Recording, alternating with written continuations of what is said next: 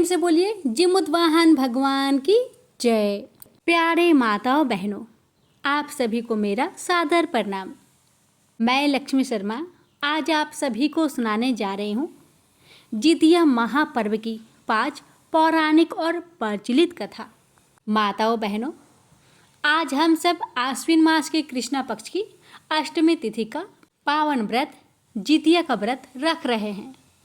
यह व्रत विशेष रूप से माताएं अपनी संतान की रक्षा और दीर्घायु के लिए करती है।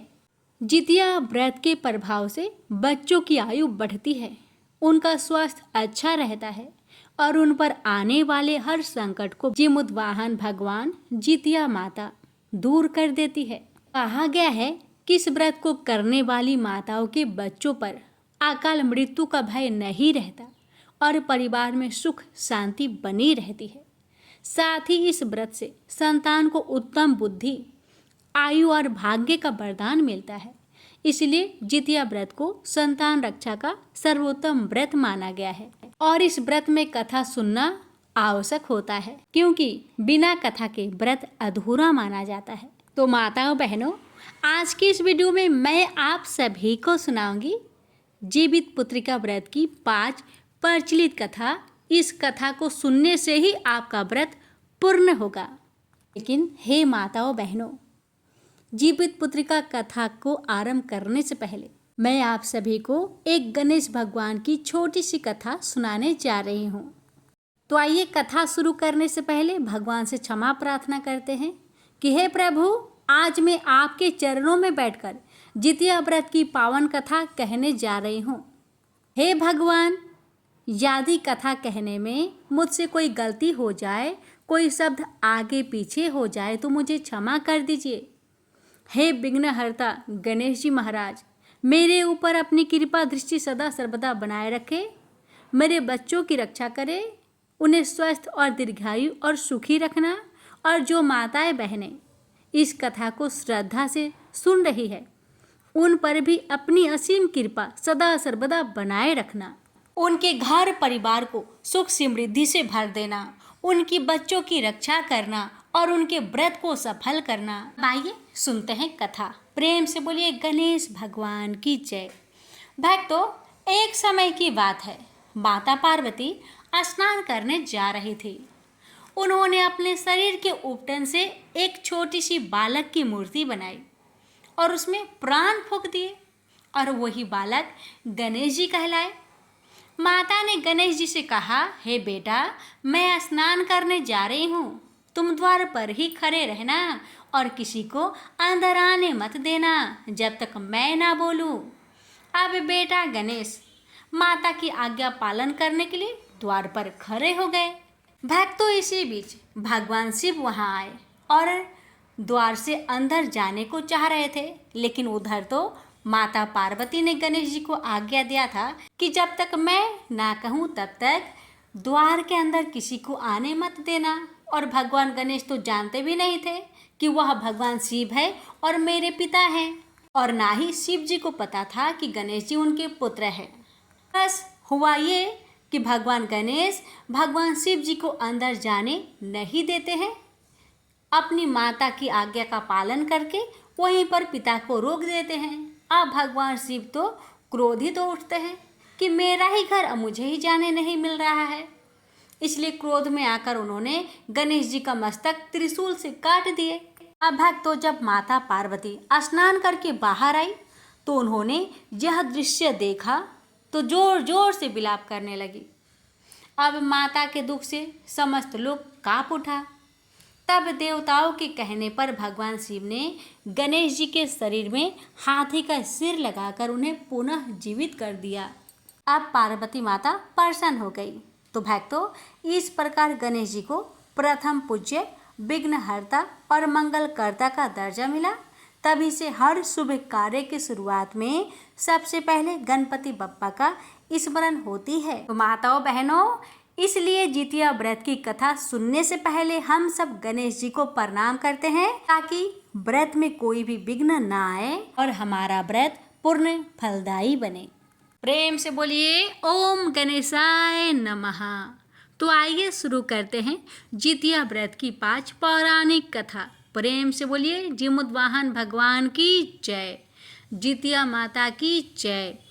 भक्तों, हर कथा के बाद जिमुद्वाहन भगवान की जयकारा अवश्य लगाइएगा और कमेंट बॉक्स में जिमुद्वाहन भगवान की जय, जितिया माई की जय हर कथा को सुनने के बाद अवश्य लिखिएगा। प्रथम कथा। बहुत समय पहले की बात है। एक बहुत बड़ा जंगल था जिसमें एक विशाल पाकर का वृक्ष था जिसकी डालियां आकाश को छूती थी और जिसकी छाया तले अनगिनत जीव जंतु चैन की सांस लेते थे। उसी वृक्ष की ऊंची डाल पर एक चील ने अपना बसेरा बनाया हुआ था। वह चील बहुत ही साहसी, धैर्यवान और धर्मपरायण स्वभाव की थी। उसी वृक्ष के ठीक नीचे एक गुफा था। उस स्थान पर एक सियारिन रहती थी। उसका मन सरल था। भक्तों, वह सियारिन वह चील को अपनी सबसे प्यारी सहेली मानती थी। दोनों का आपसी प्रेम इतना गहरा था कि वे हर सुख दुख में एक दूसरे का साथ निभाती थी। इतना ही नहीं भक्तों, अब आगे देखिए क्या होता है। आगे ऐसा होता है कि एक दिन संयोगवश दोनों सहेलियों ने देखा कि गांव की बहुत सी महिलाएं स्नान करके स्वच्छ वस्त्र पहन सज धज कर किसी विशेष व्रत की तैयारी कर रही है। वे महिलाएं बड़ी ही श्रद्धा और उत्साह से भगवान जिमुद्वाहन की पूजा कर रही थी और उपवास का संकल्प ले रही थी। यह दृश्य देखकर चील और सियारिन के मन में जिज्ञासा जाग उठी कि आखिर ये स्त्रियां कौन सी व्रत कर रही है। ये व्रत से क्या होता है, इस व्रत से क्या मिलता है। चील और सियार के मन में बहुत सारे सवाल उठ रहे थे। वे दोनों धीरे धीरे उन स्त्रियों के समीप पहुंची और विनम्रता से पूछने लगी, बहनों, आप सभी इतनी भक्ति और नियम से कौन सा व्रत कर रही हैं? इस व्रत का क्या नाम है और इसका महत्व क्या है? क्या आप लोग मुझे बताएंगी? तब सभी स्त्रियों ने मिलकर उत्तर दिया, यह व्रत जितिया व्रत कहलाता है। इसे स्त्रियां अपने पुत्र की दीर्घ आयु, सुख समृद्धि और परिवार की रक्षा के लिए करती है। इस व्रत में उपवास रखकर भगवान जिमुद्वाहन की पूजा की जाती है। जो स्त्री पूरे निष्ठा और सच्चे मन से यह व्रत करती है, उसके संतान पर कोई संकट नहीं आता और परिवार पर भगवान की विशेष कृपा बनी रहती है। इतना सुनते ही चील और सियारिन दोनों के हृदय में आस्था और श्रद्धा की ज्योति प्रज्वलित हो उठी। दोनों ने एक दूसरे की ओर देखा और मन ही मन निश्चय किया, यदि यह व्रत इतना शुभ और कल्याणकारी है तो हमें भी इसे अवश्य करना चाहिए। हम भी भगवान जिमुद्वाहन की आराधना करेंगे और उनके चरणों में अपने मन की भक्ति अर्पित करेंगे। उस दिन से ही दोनों सहेलियां व्रत करने के लिए मन ही मन तैयारियां करने लगी। भक्तों, उधर गांव की स्त्रियां सुबह सुबह गंगा जी के किनारे पहुंच रही थी। सभी माताएं अपनी अपनी पूजन की थाली कलश लेकर पहुंच रही थी। सबकी थालियां बहुत सुंदर सजी हुई थी। सबने स्नान करके लाल रंग की चुनरी ओढ़ी, हाथों में मेहंदी, मांग में सिंदूर और गहनों से सजी हुई मानो स्वयं देवी माताएं अवतरित हो गई हो। नदी किनारे जिमुद्वाहन भगवान की जय जयकार गूंज रही थी। जितिया माई की जय जयकार गूंज रही थी। हर स्त्री अपने पुत्र की मंगल की प्रार्थना कर रही थी। वातावरण कितना पवित्र था। सुगंधित धूप और फूलों की खुशबू चारों ओर फैली हुई थी। नदी का जल मानो गवाही दे रहा हो कि आज का दिन संतान की दीर्घायु के लिए अमर दिन है। यह दृश्य देखकर आसमान पर बैठी चील और जमीन पर गुफा से झांकती सियारिन के मन में भी गहरा भाव उत्पन्न हुआ। चील ने कहा, बहन देखो, ये माताएं कितने भाव से व्रत कर रही है। वे सब कह रही हैं कि ये व्रत पुत्र को लंबी आयु देता है, उनके जीवन में सुख और समृद्धि लाता है। सियारिन की आंखों में चमक आ गई। हाँ बहन हाँ, यदि ये व्रत इतना महान है तो हमें भी यह व्रत अवश्य करना चाहिए। हम भले ही पशु हैं, लेकिन माँ का हृदय सब में होता है। मेरी भी संतान है, मैं क्यों ना अपने बच्चे के लिए यह पावन व्रत करूं।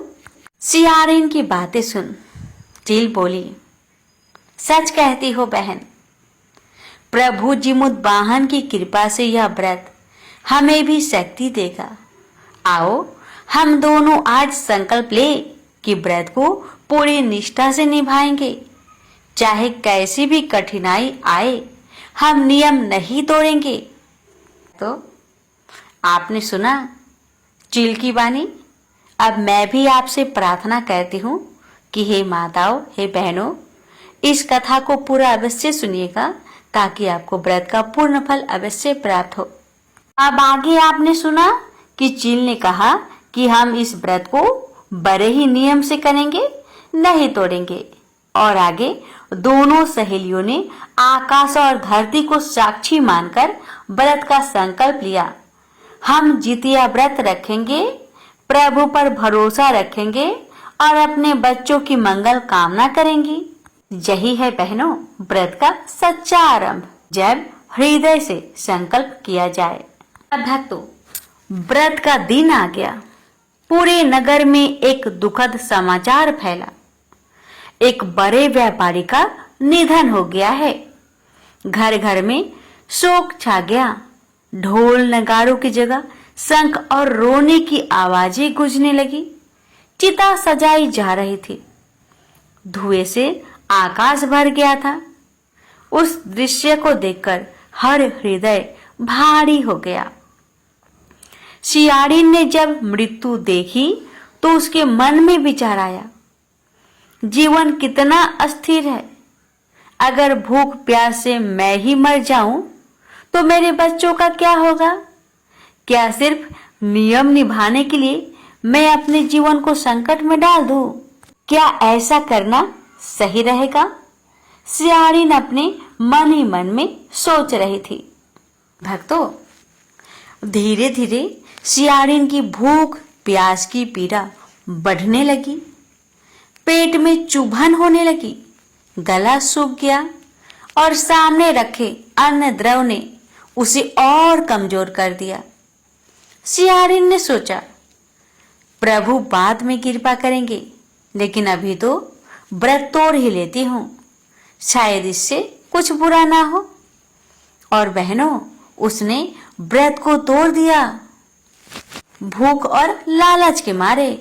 लेकिन दूसरी ओर चील ढींढ रही। उसने देखा कि उसकी सहेली हार मान गई और उसका हृदय अड़िंग था।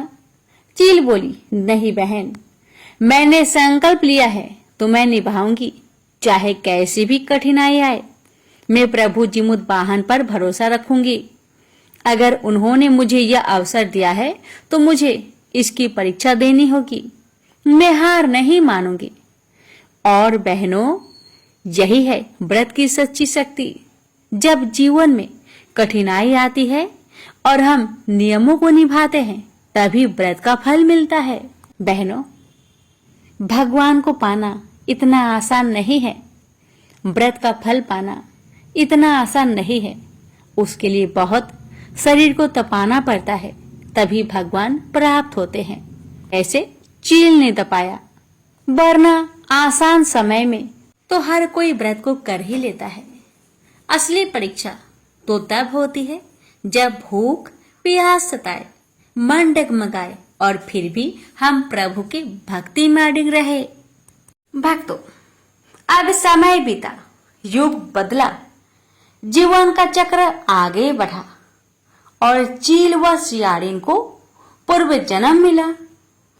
दोनों ने इस बार एक पवित्र ब्राह्मण कुल में कन्याओं के रूप में जन्मी।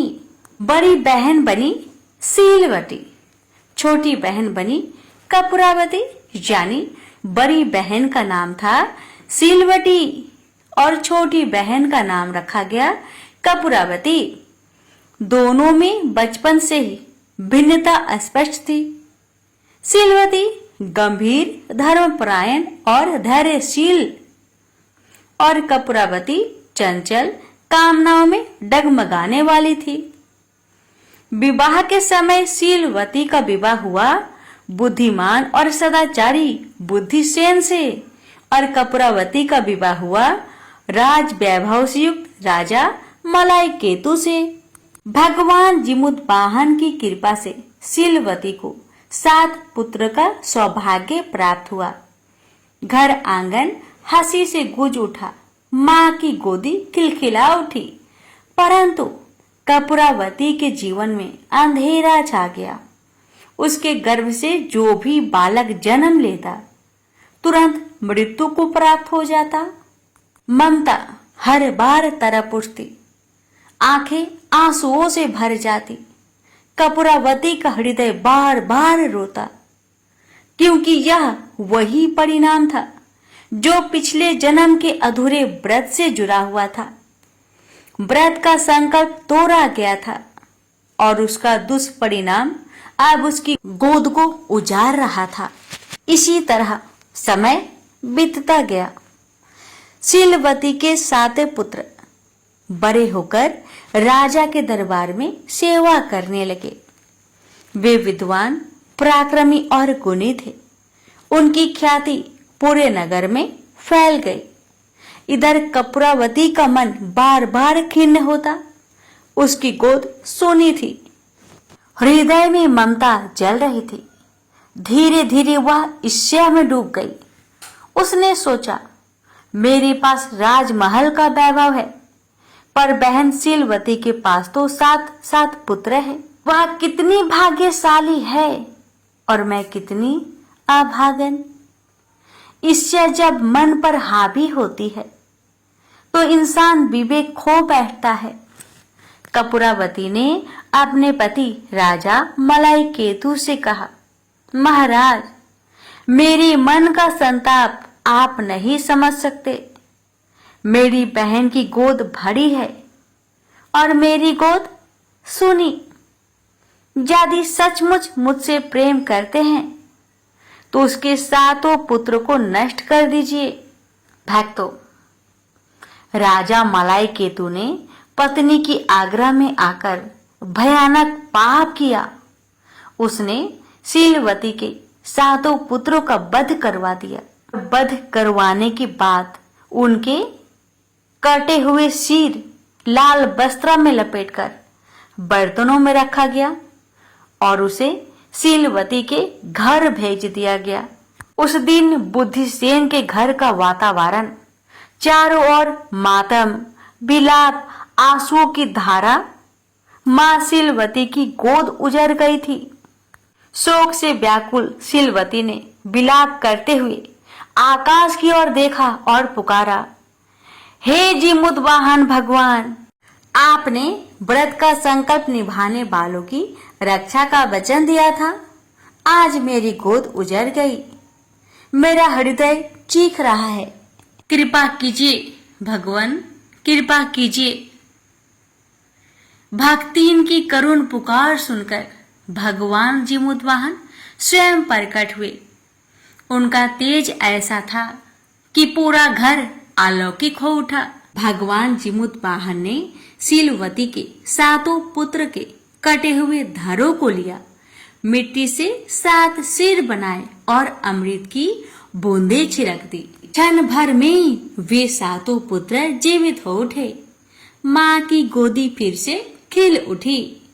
पूरा घर आनंद और जय घोष से गूंज उठा और जो बर्तन में लाल वस्त्र में लिपटे सिर भेजे गए थे भगवान की कृपा से वे सब सिर फल में बदल गए। तो आस्था जब अडिग हो, संकल्प जब दृढ़ हो, तो भगवान स्वयं आकर रक्षा करते हैं। परीक्षा चाहे कितनी भी कठिन क्यों न हो, भक्ति का फल कभी व्यर्थ नहीं जाता। तो जब मन ईर्ष्या से भर जाता है तो बुद्धि अंधी हो जाती है। कपूरावती ने भी ऐसा ही किया, पर जब वह अधीर होकर स्वयं बहन के घर पहुंची और देखा कि जिन 7 बेटों को उसने मरवाया था वे सब जीवित और हंसते खेलते खड़े हैं, तो वह अस्तबद्ध रह गई। उसका हृदय कांप उठा, आंखों से आंसू बहने लगे। वह रो रो कर सब स्वीकार करने लगी। हे बहना, ये पाप मैंने ईर्ष्या में किया है, मुझे क्षमा कर दो। तभी शीलवती को पिछले जन्म की बातें याद आ गई। दोनों बहनें उस पुराने पाकर के पेड़ के पास गए जहां से कथा की शुरुआत हुई थी। भक्तों, शीलवती ने कपूरावती को पिछले जन्म की सारी कहानी सुनाई और कपूरावती को भी पिछले जन्म की बातें याद आने लगी और बेचारी पछतावे से इतना व्याकुल हुई कि उसका शरीर कांपने लगा। वह बेहोश होकर वहीं प्राण त्याग बैठी। राजा मलय केतु ने उसी पेड़ के नीचे उसकी चिता सजवाई और इस तरह ईर्ष्या से भरा जीवन पश्चाताप की अग्नि में ही समाप्त हो गई। तो प्रेम से बोलिए जिमुत वाहन भगवान की जय। प्यारे माताओं और बहनों, आज की यह पावन कथा यहीं पूर्ण होती है। जिमुत वाहन भगवान की कृपा से हमें यह संदेश मिलता है कि व्रत केवल भोजन का त्याग नहीं, बल्कि मन का संयम, आत्मा की श्रद्धा और प्रभु पर अडिग विश्वास है। चील और सियारिन बहनों की कथा से हमें शिक्षा मिलती है कि नियम भंग और ईर्ष्या का परिणाम कितना दुखद होता है और धैर्य व आस्था का फल कितना मधुर। जो भी माता इस व्रत को करती है और कथा को सुनती है, प्रभु उसकी संतान की रक्षा अवश्य करते हैं। आइए हम सब मिलकर प्रभु से प्रार्थना करें। हे प्रभु जिमुत वाहन भगवान, हमारी संतान की रक्षा करे, हमें धर्म मार्ग पर अडिग रखे और परिवार में सुख शांति प्रदान करे। तो आइए प्यारे भक्तों, आप बढ़ते हैं दूसरी कथा की ओर। बहुत समय पहले की बात है। स्वर्गलोक के प्रसिद्ध गंधर्व वंश में एक महान और धर्मपरायण राजकुमार जन्मे, जिनका नाम था जिमुत वाहन। वे जन्म से ही अत्यंत उदार, सहृदय और परोपकारी स्वभाव के थे। बचपन से ही वे निर्धनों, दुखियों तथा असहायों की सहायता करना अपना कर्तव्य मानते थे। उनके पिता गंधर्वराज राज्य के कार्य से विरक्त होकर वन में चले गए और तपस्या में लीन हो गए। पिता के संन्यास लेने के बाद जिमुत वाहन को राज्य की बागडोर संभालनी पड़ी। वे न्यायप्रिय और प्रजा वत्सल राजा बने। उनके शासन में प्रजा सुख समृद्धि से जीवन यापन करने लगे। किंतु राजमहल के वैभव और शासन के दायित्व के बीच भी जिमुत वाहन का मन वैराग्य में डूबा रहता था। उनका हृदय संसार के मोह से अधिक धर्म और सेवा के मार्ग पर आकृष्ट था। समय बीतने पर एक दिन उन्होंने ठान लिया कि वे भी राजपाट का मोह त्याग देंगे। उन्होंने अपने योग भाइयों को राज्य सौंपा और स्वयं वन की ओर प्रस्थान किया, जहां उनके पूज्य पिता तपस्या कर रहे थे। वन में रहकर भी वे तप और सेवा में समय बिताने लगे। इसी दौरान उनका विवाह एक सुसंस्कारी, सुंदर और सद्गुणों से परिपूर्ण कन्या मलयवती से हुआ। मलयवती भी अपने पति के समान धर्मपरायण और दयालु थी। दोनों पति पत्नी का जीवन सेवा, भक्ति और परोपकार में बीतने लगा। भक्तों, एक दिन जिमुत वाहन और मलयवती वन में भ्रमण कर रहे थे। चारों ओर हरे भरे वृक्ष, मंद मंद बहती शीतल पावन और पंछियों का मधुर करवल वातावरण को सुखद बना रहा था। लेकिन अचानक उनकी दृष्टि एक वृद्ध पर पड़ी जो एक वृक्ष के नीचे बैठी थी।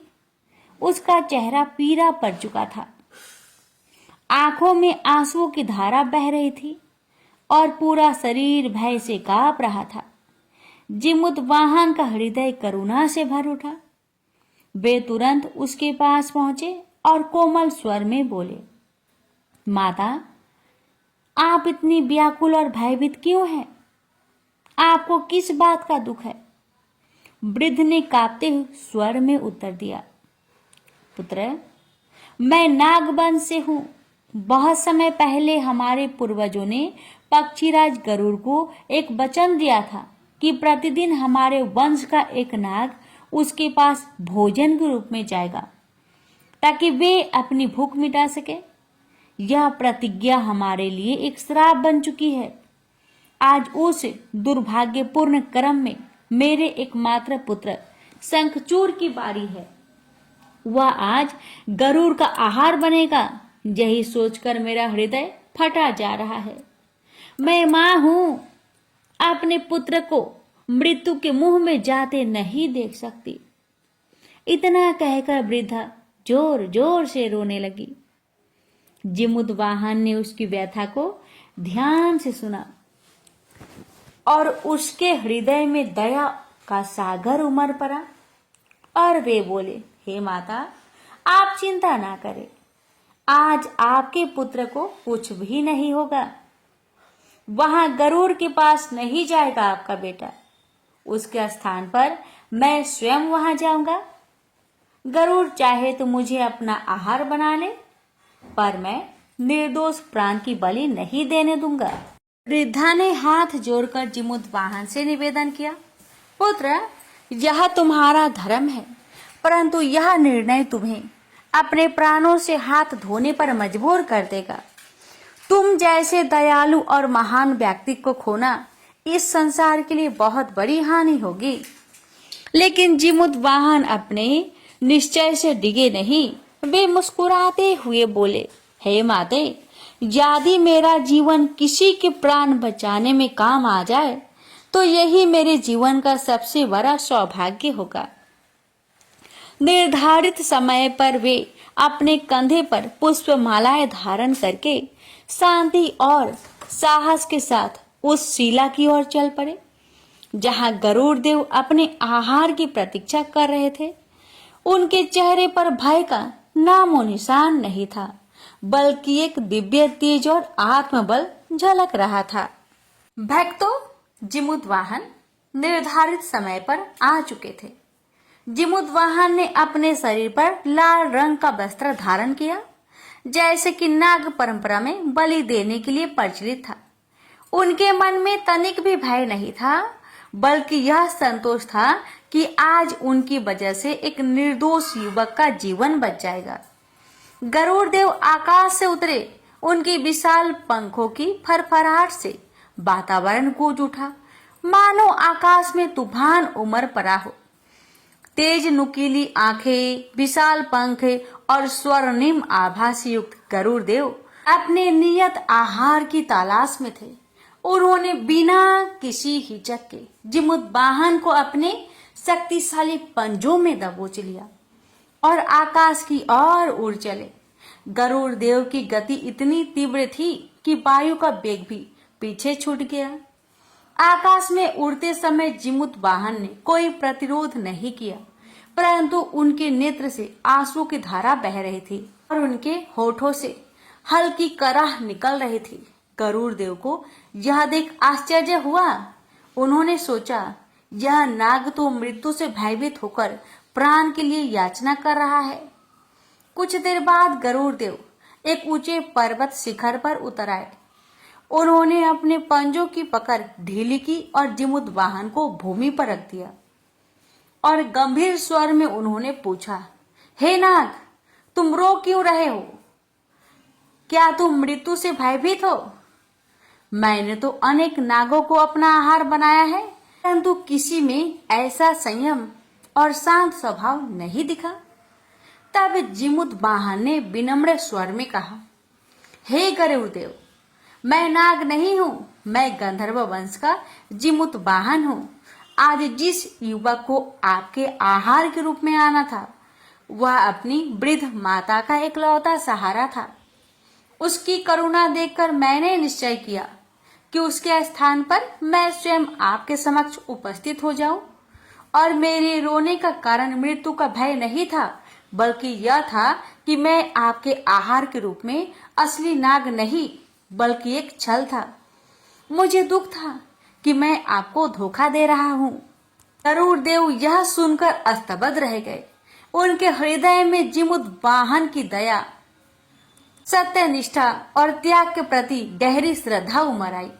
उनकी आंखों में करुणा छलक पड़ी और उन्होंने कहा, हे महान आत्मा, आज से तुम मेरे मित्र हो। तुम्हारे त्याग और धर्म पालन के सामने में नतमस्तक होता हूँ। मैं तुम्हें जीवन दान देता हूँ और यह प्रतिज्ञा करता हूँ कि आज के बाद मैं कभी भी किसी नाग को अपना आहार नहीं बनाऊंगा। इस प्रकार जिमुतवाहन के आदित्य बलिदान और करुणा से नाग वंश को मृत्यु के भय से मुक्ति मिली। यह घटना इतनी पवित्र और प्रेरणादायी थी कि तभी से आश्विन मास के कृष्ण पक्ष की अष्टमी तिथि को जिमुतवाहन की पूजा की परंपरा आरंभ हुई। इसी दिन माताएं जीवित पुत्री का व्रत करती है, निर्जला उपवास रखकर अपने पुत्र की दीर्घ आयु और सुख समृद्धि के लिए प्रार्थना करती है। तो प्रेम से बोलिए जिमुतवाहन भगवान की जय, गरुड़ देव की जय। तो भक्तों, इस प्रकार जीवित पुत्री का व्रत कथा हमें यह शिक्षा देती है कि सच्चा धर्म, करुणा और त्याग ही मानव जीवन का सबसे बड़ा आभूषण है। जैसे जिमुतवाहन ने एक मां के पुत्र की रक्षा के लिए अपने प्राणों को भी अर्पित करने में संकोच नहीं किया, वैसे ही हमें भी सदैव दूसरों की रक्षा और सहायता के लिए तत्पर रहना चाहिए। माता जिमुतवाहन के आशीर्वाद से सभी के पुत्र दीर्घायु, स्वस्थ और सुखी हो। यही मंगल कामना के साथ कथा का समापन करती हूँ। जय जीवित पुत्रिका माता की जय, जिमुतवाहन भगवान की जय। अब सुनिए तीसरी, चौथी और पांचवी कथा।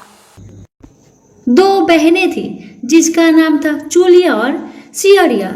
चूलिया बहुत मेहनती थी और गरीब भी थी। वह मजदूरी करके अपने बच्चों को पालती थी, लेकिन सियरिया गलत आचरण वाली थी, जो हमेशा मौज और ऐश करती थी और चूलिया से जलती भी थी। हर वक्त सियरिया यही सोचती थी कि चूलिया इतना खुश कैसे रहती है।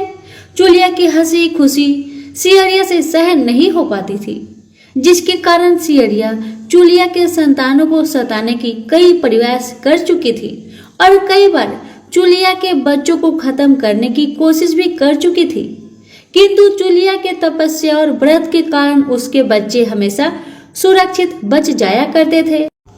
एक दिन सियरिया चूलिया के सभी बच्चों को लेकर जंगल में लकड़ी चुनने के लिए लेकर गई। वहां जंगल में लकड़ी को चुनते चुनते बच्चे थक गए और थोड़ी देर के लिए सो गए।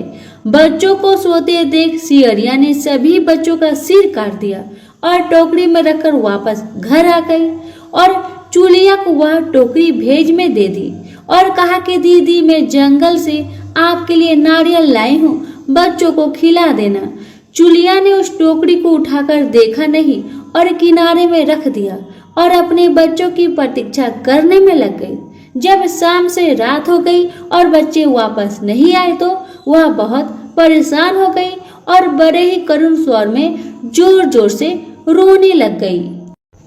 करुणा भरी स्वर को सुन शंकर पार्वती जी से रहा नहीं किया और उन्होंने महादेव जी से कहा कि हे प्रभु, कोई दुखियारी बहुत रो रही है, उसके रोने में बहुत दर्द छुपा है, मुझसे बर्दाश्त नहीं हो पा रहा।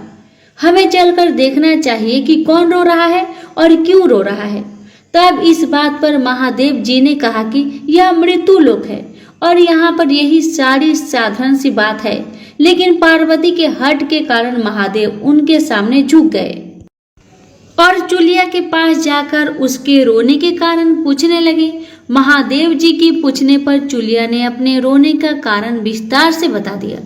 शंकर जी ने जब ध्यान लगाया तो उन्होंने चूलिया के बच्चों को जंगल में मृत पाया, जिसके बाद शंकर जी ने पार्वती जी को अनुरोध किया और बच्चों को पुनर्जीवित कर दिया। बच्चे नींद से उठकर मौसी को ढूंढ रहे थे, किंतु मौसी वहां नहीं थी। बच्चे डरकर घर आ गए और मौसी के सारे कार्य माँ के सामने बता दिए।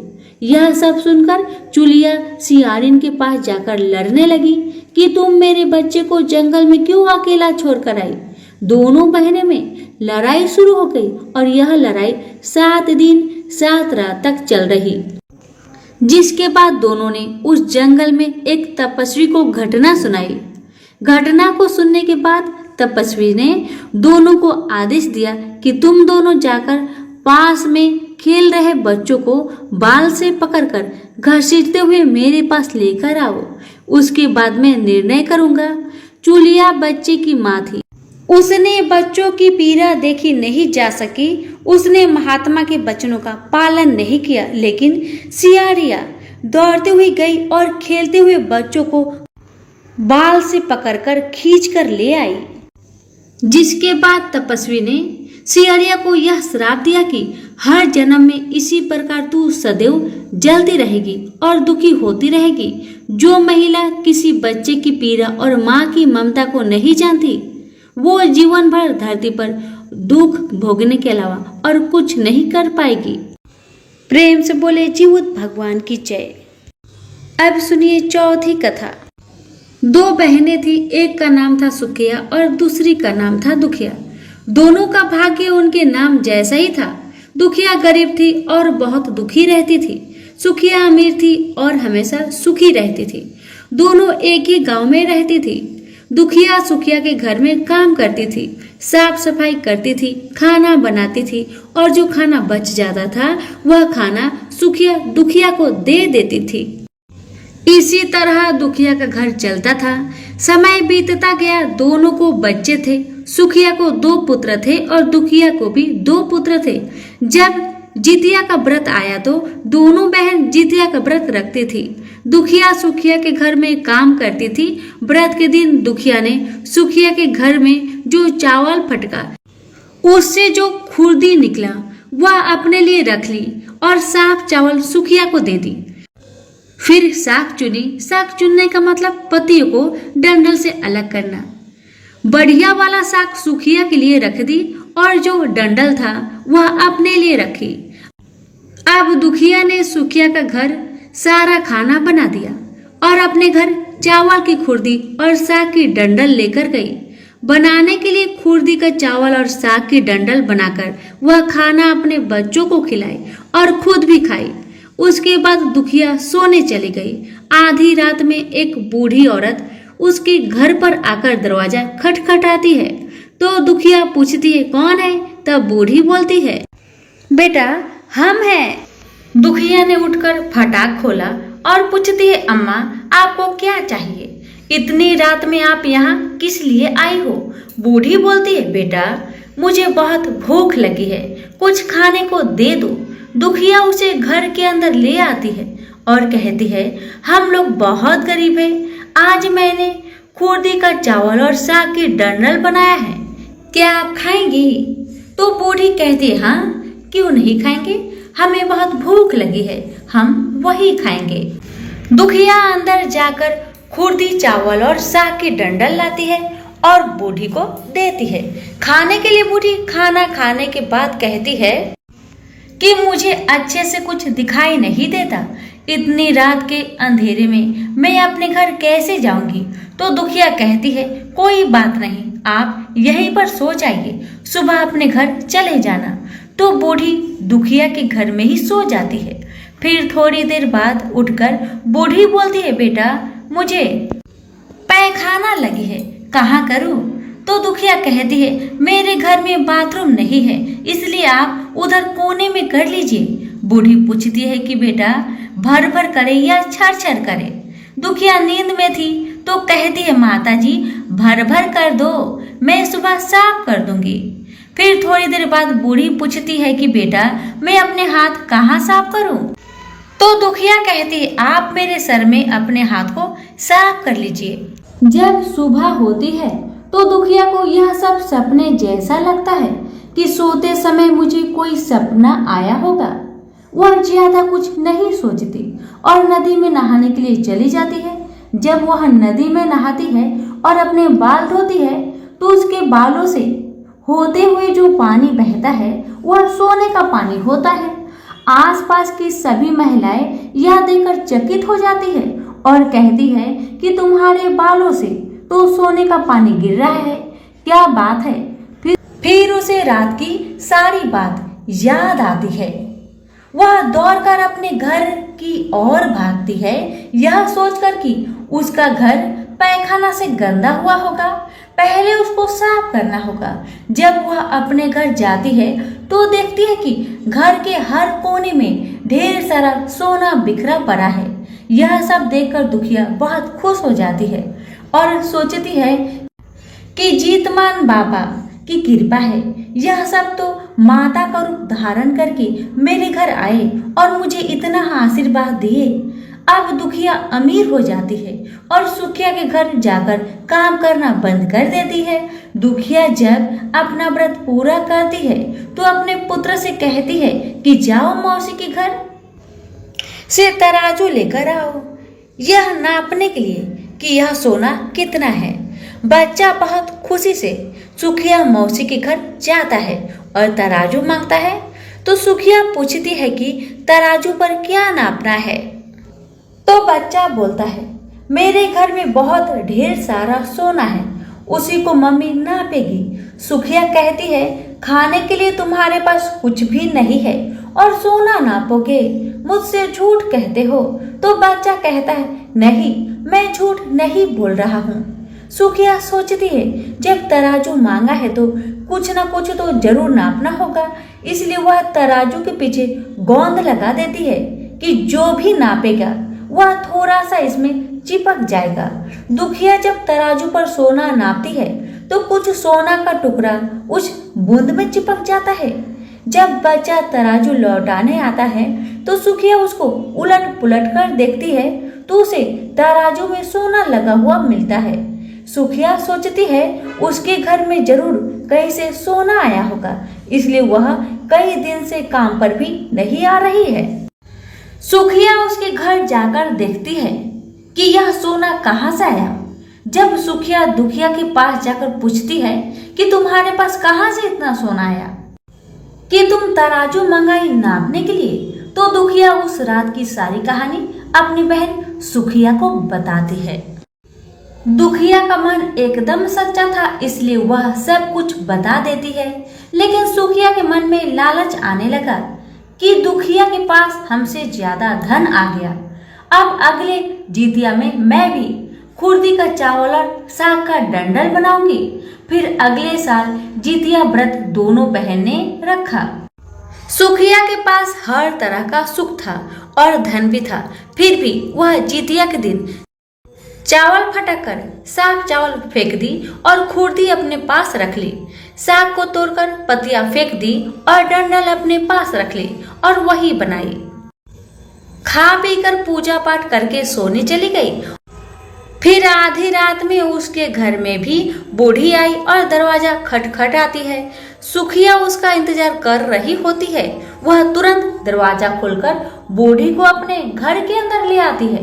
बूढ़ी बोलती है, मुझे बहुत भूख लगी है, कुछ खाने को दे दो।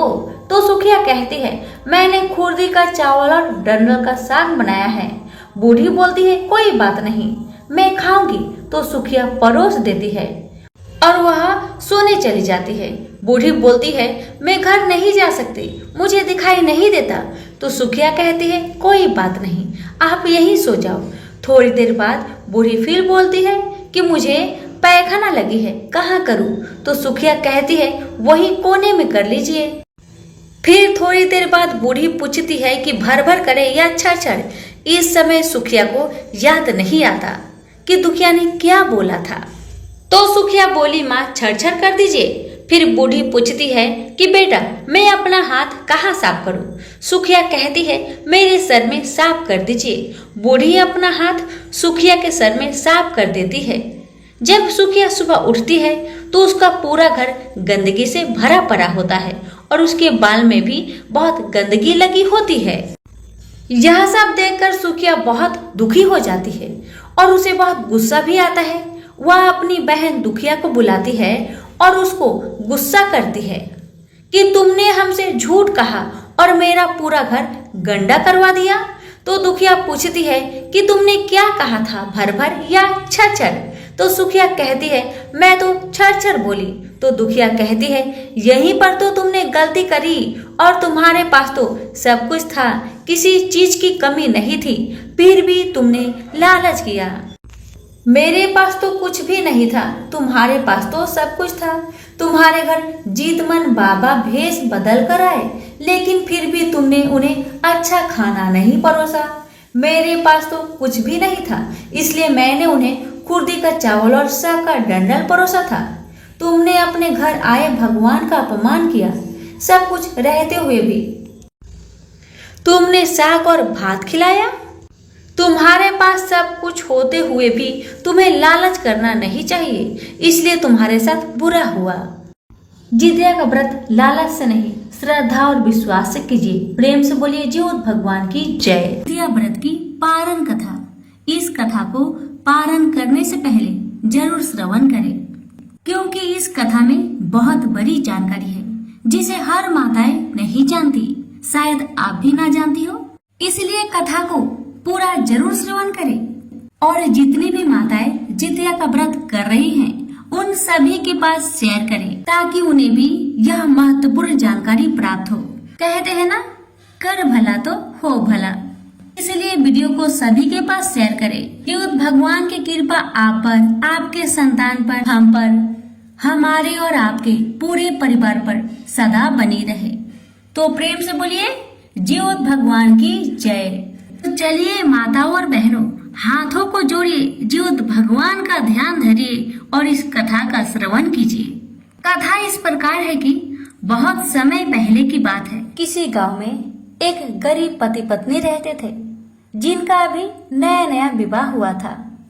शादी के 2 साल बाद पत्नी गर्भवती हो जाती है और ठीक 9 महीने बाद उसने एक सुंदर पुत्र को जन्म दिया। दिन इसी तरह से बीतने लगे। उस बच्चा का नाम था रामू। जब रामू 5 वर्ष का होता है तो अचानक उसका पिता का मृत्यु हो जाता है। अब जैसे ही रामू का पिता का मृत्यु होता है, वैसे ही रामू की माँ का दुनिया उजड़ गई। उसके ऊपर दुखों का पहाड़ टूट पड़ा। दिन ऐसे ही कष्ट से बीतते गए। घर में तो एक अन्न का दाना भी नहीं था। माँ बहुत दुखी थी। माँ ने सोचा चलो रामू के पापा नहीं है तो मैं अपने बच्चे के लिए जीऊंगी। मैं अपने बच्चे को अच्छे से पालन पोषण करके बहुत बड़ा इंसान बनाऊंगी। ऐसा ही विचार करके रामू की माँ घर के द्वार पर बैठी थी। तभी एक पड़ोसन आकर कहने लगी, रामू की माँ 2 दिन बाद जितिया का व्रत आ रहा है, तुम भी करना। क्या तुम्हें पता है जितिया का व्रत क्यों किया जाता है? तो रामू की माँ ने कहा नहीं, मुझे नहीं पता। तब पड़ोसन ने कहा, देखो बहन, जितिया का व्रत पुत्र की सलामती के लिए करते हैं। जो भी माँ जितिया का व्रत करती है उसके बच्चे की आयु लंबी होती है। भगवान उसकी रक्षा करते हैं, उसके ऊपर कोई भी संकट नहीं आता। इसलिए तुम्हारे तो पति है ही नहीं, तुम्हारा सहारा तुम्हारा बेटा ही तो है। तुम इसकी रक्षा हेतु जितिया का व्रत करो, ताकि तुम्हारे पुत्र का रक्षा ज्योत भगवान स्वयं करे। तब रामू की माँ ने कहा, हाँ बहन, आपने बहुत अच्छा बात बताया है, आपको बहुत बहुत धन्यवाद। मैं जितिया का व्रत जरूर करूंगी, बस आप मुझे जितिया का व्रत का नियम बतला दीजिएगा। लेकिन दुख इस बात का है कि मेरे पास पैसे नहीं है। मैं जितिया का व्रत करूंगी तो कैसे करूं, मुझे बताओ बहन। तो पड़ोसन ने कहा, जितिया का व्रत करने में ज्यादा खर्चा नहीं होता है। तुम एक काम करना बहन, गांव के सभी घरों में जाकर कुछ कुछ काम कर दिया करना।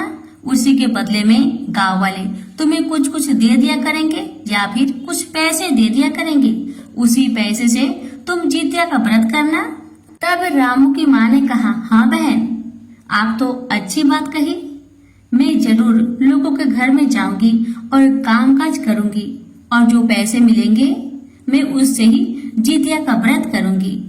अब जैसे ही अगली सुबह आती है वैसे ही पड़ोसन रामू की माँ के घर में आती है और कहती है, ओ बहन बहन चलो, मैं तुम्हें लोगों के घर में काम दिलवा देती हूँ। तब रामू की माँ ने हाथ जोड़कर बहन को बहुत बहुत धन्यवाद किया और अपने बच्चे रामू को घर पे सुला के वह पड़ोसन के साथ उस गांव में चली गई। पड़ोसन के मदद के जरिए रामू की माँ को कुछ घरों में काम मिल गया। रामू की माँ सुबह से लेकर शाम तक दिन भर सभी लोगों के घर में काम की। सभी लोगों से 1-1 रुपया करके दिए तो रामू की माँ के पास 5 रुपया जमा हो गया। वही 5 रुपया लेकर रामू की माँ अपने घर को आई और उसी 5 रुपया से रामू की माँ जितिया का धागा बाजार जाकर खरीद कर लाती है। अब अगले दिन था नहाए खाए का दिन। रामू की माँ सबसे पहले सुबह में उठकर घर की साफ सफाई करके स्नान करके जो उसके घर में थोड़ा बहुत बचा हुआ भोजन था उसे अपने बेटे को खिलाकर बाहर काम पे चली जाती है और सभी लोगों के घर में कामकाज करती है और उनसे कुछ पैसा मांगती है तो कोई उसे पैसा नहीं देते हैं। कोई उसे काम के बदले में चावल का खुदी देता है तो कोई उसे मरुआ का चोकर देता है। बेचारी दुखी मन से वही चावल का खुदी और मरुआ का चोकर लेकर अपने घर को आती है। उसे पड़ोसन ने बताया था कि नहाए खाए के दिन स्नान करके पहले मरुआ का रोटी से मुंह जूठा करना चाहिए। जूठा करने का मतलब ये हुआ कि नहाए खाए के दिन स्नान करके पहले मरुआ का रोटी खाया जाता है और उसके बाद आप चाहे जो भी भोजन कर ले। ऐसा नहीं कि जो नहाए खाए के दिन आपको लहसुन प्याज भी नहीं खाना चाहिए, ऐसा नहीं है। हमारे यहाँ बिहार में सभी लोग नहाए खाए के दिन लहसुन प्याज डालकर ही भोजन पकाते हैं, क्योंकि आपको तो पता ही है कि बहुत सारे लोग हैं जो जितिया व्रत के दिन जीउत भगवान को मछली देते हैं। इसलिए ऐसा नहीं कि नहाए खाए के दिन आपको लहसुन प्याज छोड़ना पड़ता है, ऐसा बिल्कुल नहीं है। मैं भी जितिया का व्रत करती हूँ। मैं भी नहाए खाए के दिन लहसुन प्याज वाला भोजन ही करती हूँ। आप भी कर सकते हैं, इसमें कोई दिक्कत नहीं है। तो रामू की माँ खुदी वाला चावल और मरुआ के आटा का चोकर लेकर अपने घर को आई और वही चोकर का 2 छोटे छोटे रोटी बनाती है। एक स्वयं खाती है और दूसरा अपने बेटे रामू को खिलाती है और जो चावल था उसे रात के लिए रख देती है, क्योंकि जीउत भगवान को भी तो भोजन बना के देना पड़ेगा ना, इसीलिए वह खुद ही चावल को अच्छे से रख देती है और शाम होने से पहले ही पड़ोस में जाकर झिंगुनी के 2 अच्छे अच्छे पत्ते तोड़ कर लाती है, क्योंकि जीउत भगवान को भोजन तो झिंगुनी के पत्ते पर ही दिया जाता है। जैसे पड़ोसन ने बताया था रामू की माँ ने वैसा ही किया। जैसे रात हुआ रामू की माँ ने वही खुदी वाला चावल पकाया। उसमें से थोड़ा सा चावल जीउत भगवान के लिए निकालकर अलग कटोरे में रख दी और जो बचा चावल उसमें से थोड़ा अपने बेटे को खिलाई, थोड़ा खुद खाई और थोड़ा चावल को बचा दी सुबह के लिए। तो चावल सुबह के लिए रखी थी उसमें पानी डालकर रामू की माँ उसको रख देती है ताकि चावल नष्ट ना हो। अब जैसे ही रात का 3 बजता है रामू की माँ उठती है और झिंगुनी के पत्ते में वही खुदी वाला चावल दूध भगवान के लिए दे देती है और भगवान को हाथ जोड़ के सर को झुका के प्रणाम करती है और कोई भी गलती हुआ हो उसके लिए क्षमा याचना करती है। अब जब रामू की माँ जीउत भगवान को भोजन दे दी उसके बाद आकर थोड़ा सा वो भी भोजन कर ली और करने के बाद अपने मुख को अच्छे से धोने के बाद रामू के पास जाकर सो जाती है। अब तो रामू की माँ को निर्जला व्रत रहना होगा। रामू की माँ ने श्रद्धा भक्ति और नियम पूर्वक जितिया व्रत रखा। जितिया व्रत के दिन रामू की माँ किसी के घर में काम करने नहीं गई, क्योंकि उसे पता था कि जितिया के व्रत के दिन एक खर भी तोड़ा नहीं जाता है। अगर तोड़ दिया जाए तो जीउत महाराज नाराज हो जाते हैं। इसीलिए जितिया व्रत के दिन रामू की माँ अपने बेटे के पास ही दिन भर बैठ के रहती है। अब जैसे ही शाम होने वाला था, यानी कि 3 से 4 बजने वाला था, वैसे ही रामू की माँ आस पड़ोस के लोगों के साथ, यानी कि आस पड़ोस की औरतों के साथ नदी में स्नान करने चली जाती है। सभी लोग स्नान करते हैं, रामू की माँ भी स्नान करती है। जैसे जैसे सभी लोग ज्योत भगवान का पूजन करते हैं, वे भी ज्योत भगवान का पूजन करती है और कलश के ऊपर ज्योतिया का धागा को रखकर कथा का श्रवण करती है। जब ज्योत महाराज का पूजन हो जाता है, तभी रामू की माँ वो ज्योतिया को अपने गले में धारण कर लेती है और अपने घर को चली आती है। अब जैसे ही रामू की माँ घर में आती है, तो थोड़ी देर बाद जो पानी में रखा हुआ चावल था उसे अपने बेटे को दे देती है। बेटा उसे खाकर सो जाता है और रामू की माँ भी अपने बेटे के बगल में सो जाती है। जैसे ही सुबह होता है, रामू की माँ घर के सारे कामकाज कर लेती है और पूजा पाठ करने के बाद अपने बच्चे को वह बासी भोजन खिला देती है और अपने बेटे से कहती है, बेटा तुम जाओ, पास में जो बगीचा है उसमें खेलते रहना, मैं अब जा रही हूँ लोगों के घर में काम करने। काम करने के बाद मैं उनसे कुछ पैसे मांगूंगी। जब वो मुझे पैसे देंगे, उसी पैसे से मैं कुछ अनाज खरीद कर लाऊंगी और घर में लाकर पकाऊंगी। जब भोजन पक जाएगा तो मैं तुम्हें खुद बगीचे से लेने जाऊंगी और हम दोनों मिलकर गरम गरम भोजन करेंगे। इतना कह के रामू की माँ रामू को बगीचे में भेज देती है और रामू की माँ काम पर निकलने जाने लगती है। जाने से पहले रामू की माँ ने सोचा, अभी मैं दिन भर काम करूंगी, उसी के बाद तो मुझे पैसे मिलेंगे, तब तक उपवास हूँ मैं, मेरा सर भी चकरा सकता है, क्यों ना मैं यही बासी जो भात बचा हुआ है इसे ही थोड़ा खाकर काम पे चली जाऊं। बस रामू की माँ ने ऐसा सोचा और क्या किया, बासी भोजन को खाना शुरू कर दिया। अब माँ की गलती पड़ा बच्चे पे भारी। रामू की माँ ने इधर बासी भोजन ग्रहण करना शुरू कर दिया, उधर बगीचे में रामू को एक बहुत बड़े अजगर ने निगलना शुरू कर दिया। ये सब जीवत भगवान के कोप के कारण हो रहा था, क्योंकि रामू की माँ जितिया व्रत करने के बाद पारण के दिन बासी भोजन ग्रहण कर रही थी। अब माता बासी भोजन खाने के बाद चली गई गांव में लोगों के घर में काम करने। दिन भर काम करने के बाद रामू की माँ को थोड़ा सा अनाज मिला। वह उस अनाज को लेकर घर में आई, गरम गरम भोजन पकाई और भोजन पकाने के बाद उसने सोचा, पहले मैं बगीचे में जाकर रामू को लेकर आती हूँ, फिर हम दोनों बैठकर एक साथ गरम गरम भोजन करेंगे। इतना सोचकर रामू की माँ बगीचे में गई। पूरा बगीचा छान मारा, लेकिन रामू का नामो निशान नहीं मिला। अब तो रामू की माँ पागलों की तरह पूरे गांव में घूम घूम कर दौड़ दौड़ कर सभी से पूछती, कोई मेरे रामू को देखा, कोई मेरे रामू को देखा। सभी एक ही बात कहते, नहीं बहन, हमने रामू को कहीं नहीं देखा। अब तो रामू की माँ फिर से बगीचे में जाकर जोर जोर से रामू को पुकार पुकार कर रोने लगती है कि हे भगवान, मुझसे क्या कोई गलती हो गई, मेरा बच्चा मिल नहीं रहा। मैंने तो आपका व्रत श्रद्धा भक्ति के साथ किया था कि आप मेरे बच्चे की रक्षा करेंगे, लेकिन मेरे साथ तो उल्टा हो गया। अगर मुझे मेरा बच्चा नहीं मिला तो मैं भी इस बगीचे में बैठकर ही रो रो कर अपना प्राण त्याग दूंगी। इतना कह कह कर रामू की माँ जोर जोर से रोए जा रही है। अब तो जीवत भगवान को रामू की माँ का दुख देखा नहीं गया। भगवान एक बूढ़ी माई का वेश धारण करके रामू की माँ के पास आते हैं और कहते हैं, बहन, ओ बहन, तुम इस बगीचे में क्या कर रही हो? इतना जोर जोर से क्यों रो रही हो? क्या कारण है, मुझे बताओ। अब रामू की माँ भेष रूपी बुढ़िया माई के दोनों चरणों को पकड़कर सर को झुकाकर रो रो कर कहने लगी, हे माँ, क्या बताऊं मैं आपसे, क्या बताऊं। मैंने कल जितिया का व्रत किया था। मुझे पड़ोसन ने कहा, तुम्हारा तो इस दुनिया में कोई नहीं है सिवा इस बेटे के।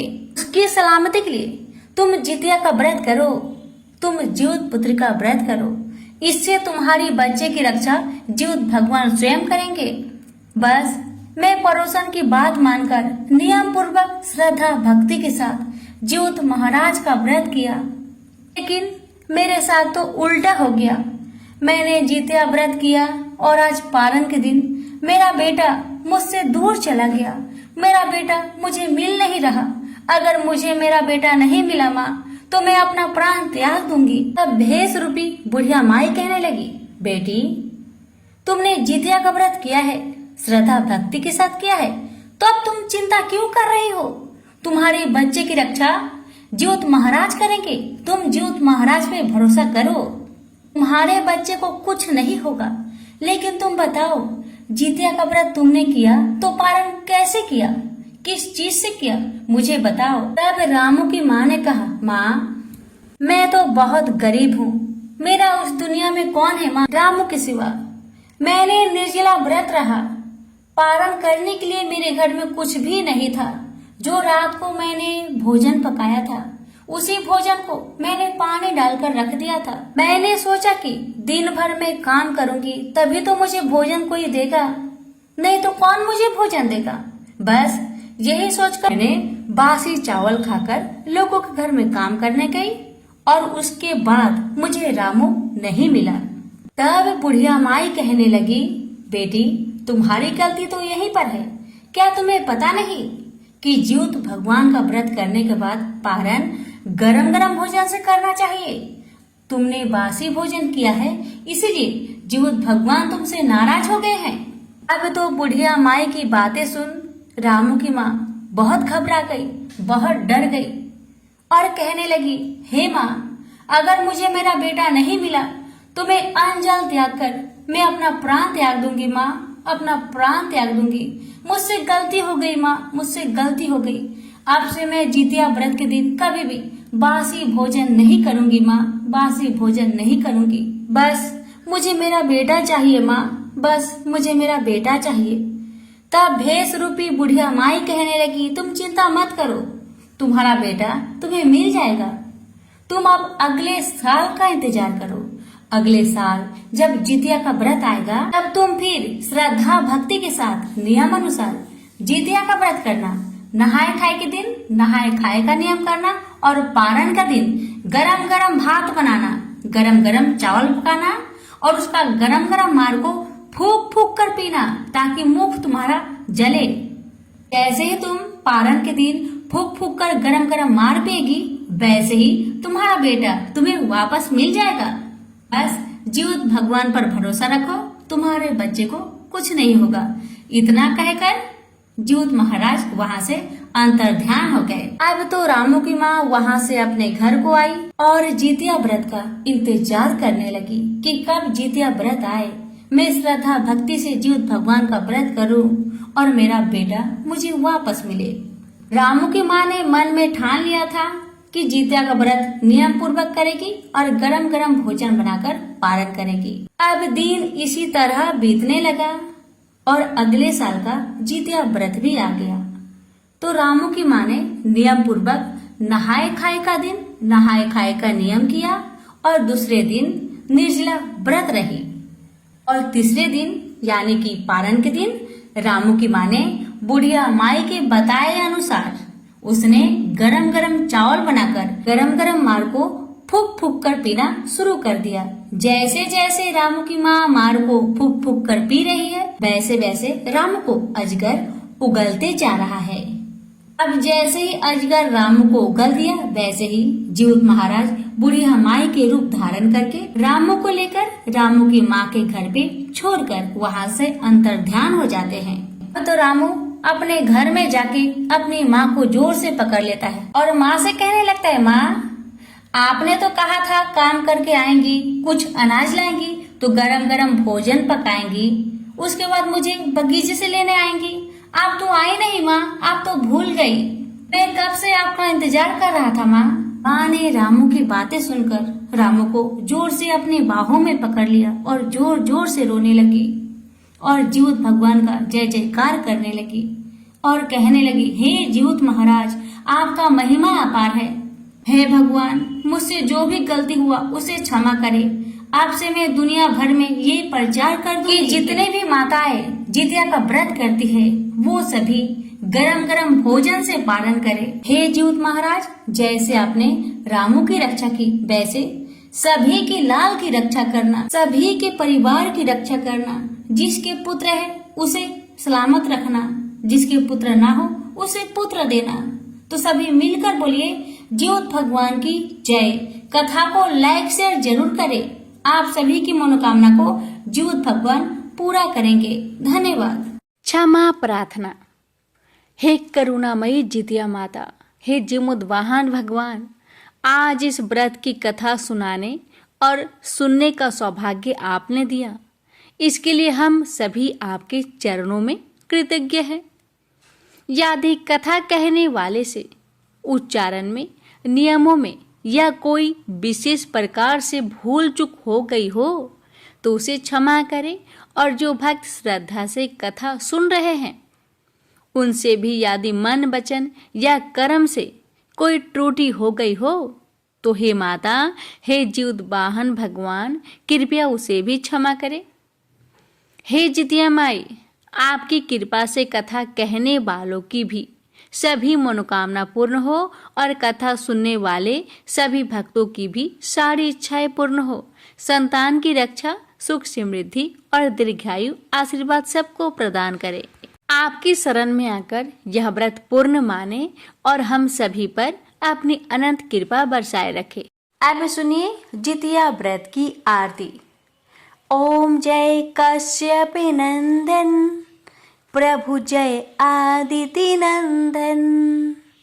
ओम जय कश्यप नंदन, प्रभु जय आदिति नंदन। त्रिभुवन तिमिर निकंदन, भक्त हृदय चंदन। ओम जय कश्यप नंदन, प्रभु जय आदिति नंदन। सप्त अश्वरथ राजिते, एक चक्रधारी, दुख हारी सुखकारी, मानस मलहारी। ओम जय कश्यप नंदन, प्रभु जय आदिति नंदन। सुर मुनि भूसुर बंदित, विमल विभवशाली। आगे दले दलन दिवाकर, दिव्य किरण माली। अघ दल दलन दिवाकर, दिव्य किरण माली। ओम जय कश्यप नंदन, प्रभु जय आदिति नंदन। सकल सुकर्म प्रसविता, सविता शुभकारी। विश्व विलोचन मोचन, भव बंधन भारी। ओ सकल सुकर्म प्रसविता, सविता शुभकारी। विश्व विलोचन मोचन, भव बंधन भारी। ओम जय कश्यप नंदन, प्रभु जय आदिति नंदन। कमल समूह विकासक, नासक त्रैतापा। सेवत सहज हरत अति, मन सिज संतापा। ओम जय कश्यप नंदन, प्रभु जय आदिति नंदन। नेत्र व्याधि हर सुरवर, भूपीराहारी। वृष्टि विमोचन संतत, परहित व्रतधारी। ओम जय कश्यप नंदन, प्रभु जय आदिति नंदन। सूर्य देव करुणा कर, अब करुणा कीजिए। हर अज्ञान मोह सब, तत्व ज्ञान दीजिए। सूर्य देव करुणा कर, अब करुणा कीजिए। हर अज्ञान मोह सब, तत्व ज्ञान दीजिए। ओम जय कश्यप नंदन, प्रभु जय आदिति नंदन। ओम जय कश्यप नंदन, प्रभु जय आदिति नंदन। प्रेम से बोलिए जीमूत वाहन भगवान की जय।